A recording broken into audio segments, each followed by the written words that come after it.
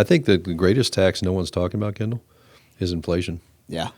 That is not a tax on the wealthy or the poor. That's a tax on the American people. Yeah. We've been doing this for 20 years and serving hundreds of families. We're going to bring solutions to your situation. How do you choose a financial advisor? How do you know who you should That's work the with? value of that 210 core, moving everything towards a purpose on purpose.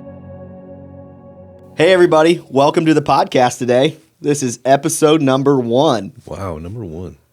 You think we know what we're doing? Yes, we do. Okay, I hope so. Speaking of episode number 1, my second son, your grandson, turned 1 a couple days ago. No kidding. Unbelievable. Yeah. You should have got him less toys. Anybody that needs any toys, come to the Stall residence. You come to Papa. Oh, Papa Phil will take care of those little ones. You betcha. Well, you excited for today's show? I'm really excited. This is a brand new venture for us here at 210 Financial. It's not new information. I shouldn't say that, but it's just a new medium of getting this information out to the world. So whether you're listening on one of your favorite podcast subscription tools, or whether you're listening through YouTube, watching through YouTube or something, we welcome you. This is going to be really good. We're going to bring a lot of content on what's going on in our world, how that applies to you, how you can do some things to better your situation. For our listeners that think Phil sounds really good over the airwaves, it's because he's had some past radio show experience. I have not, so give me a little grace.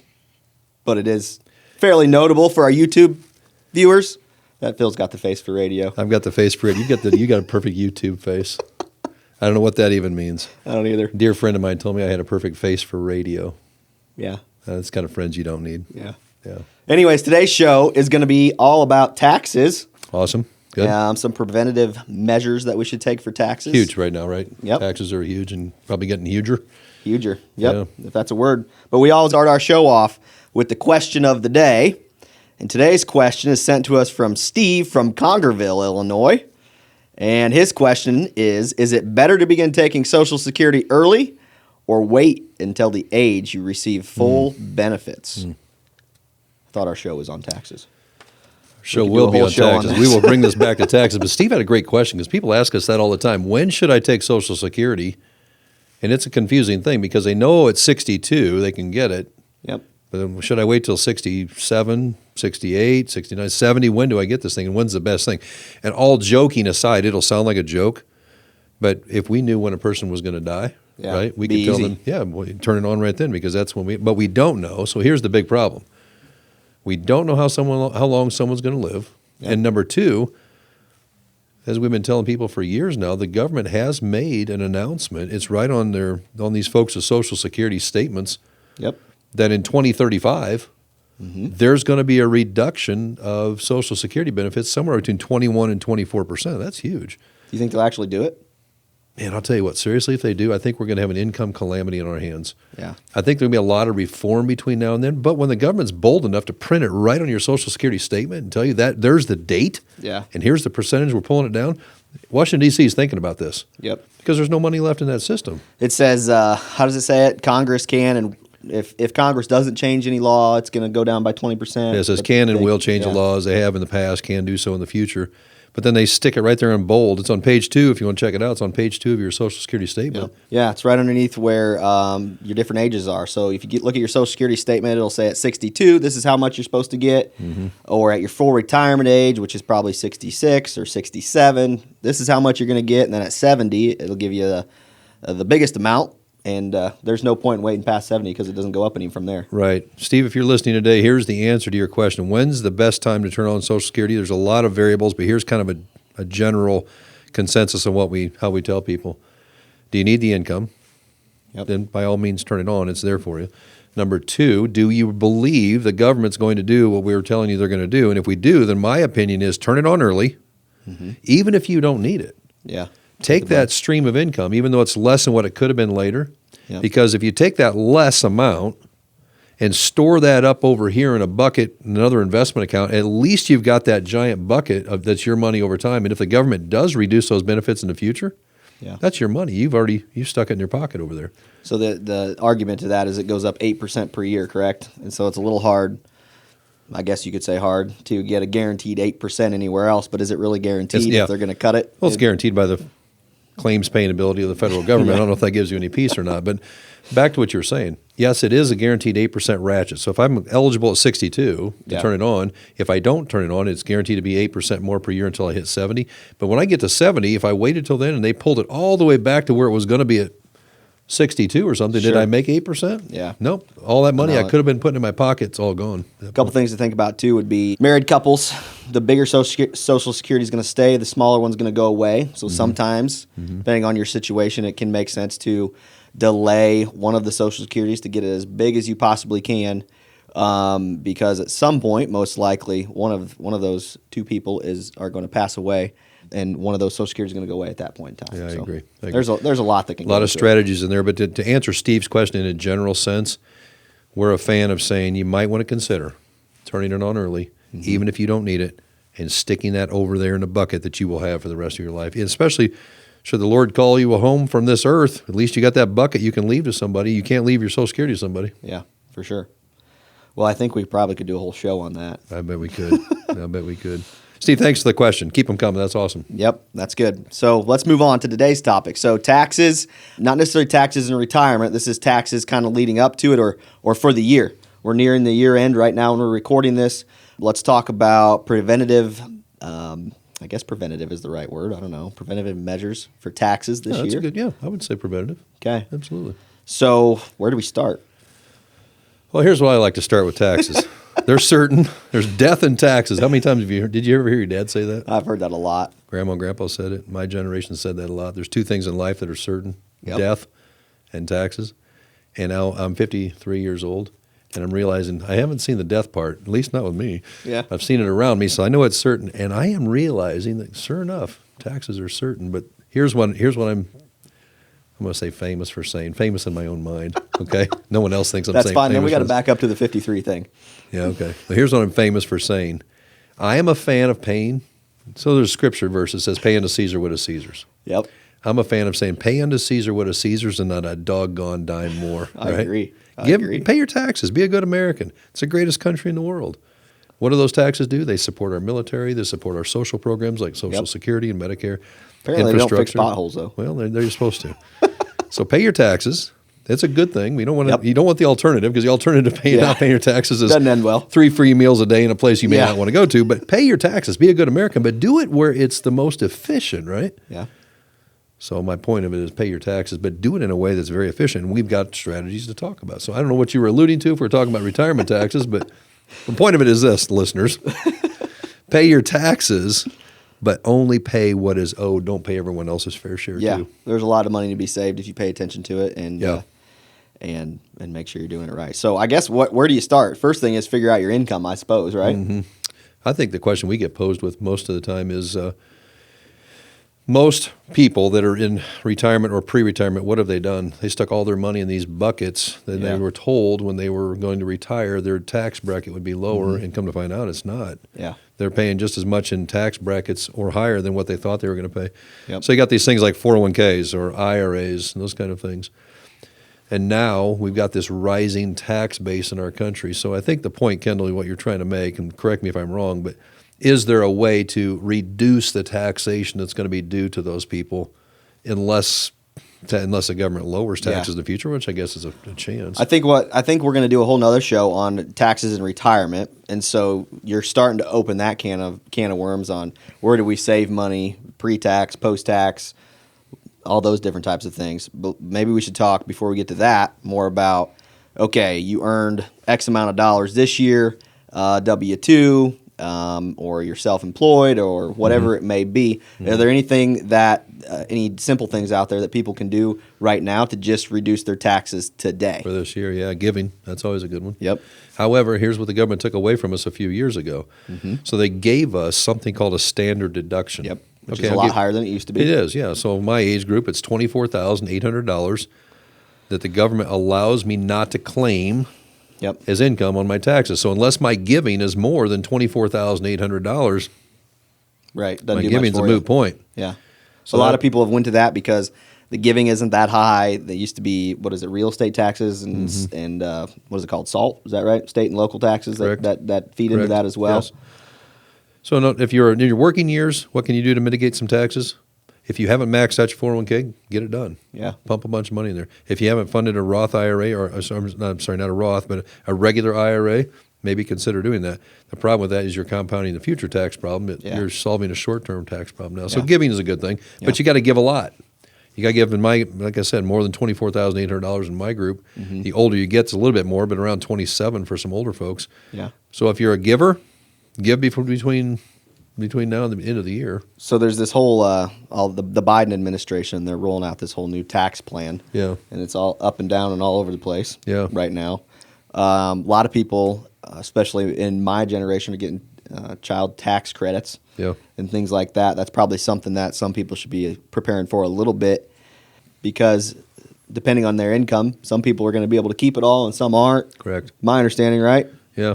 It's going to wind up on your taxable dollars for the end of the year and those kind of things. So you got to be careful of that too. But yeah, I think the question, if I'm a consumer out there watching this show, I would say, where are our taxes going? Yeah. I don't know. I can tell you this: they're probably not going to stay constant. And do I think taxes are going up in the future? Phil's opinion is absolutely. Here's why. Yeah, they're about as low as they've ever been right now. The lowest they've ever been in the history of the IRS. The government just passed a couple of very large bills.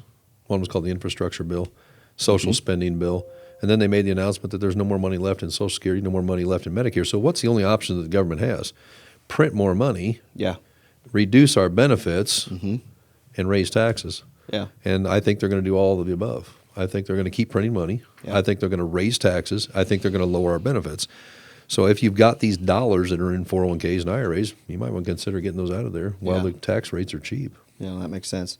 So the Biden administration's rolling out this Build Back Better plan, and I know there's a lot of tax stuff in there. From my perspective, anyways, tell me if I'm wrong, a lot of it probably maybe isn't going to apply to the normal middle class American. A lot of it's going to be on the real high income earners and things like that. They were talking about taking away capital step up in basis, which maybe we should explain what that is, I guess.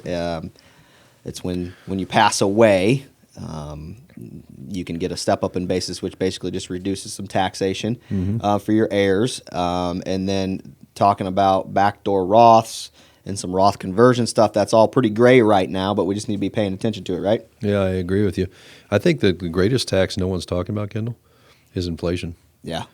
That is not a tax on the wealthy or the poor. That's a tax on the American people. Yeah. And the inflation is a real tax, and it's happening. Yeah. I literally just Saturday, I think, went through Starbucks, got this is going to let people peer into my life here a little bit, but I got a hot chocolate because I don't drink coffee. I got my son a kid's hot chocolate. I got Carrie, my wife, a coffee and 2 cake pops. And did they offer you a payment plan when it was Yeah, done? pretty much. Yeah. 2 cake pops, because who doesn't go to Starbucks and get a cake pop? Yeah, yeah. How much do you think that was? It's $20 plus. It was 19 something. Yeah, crazy. Isn't that ridiculous? Crazy.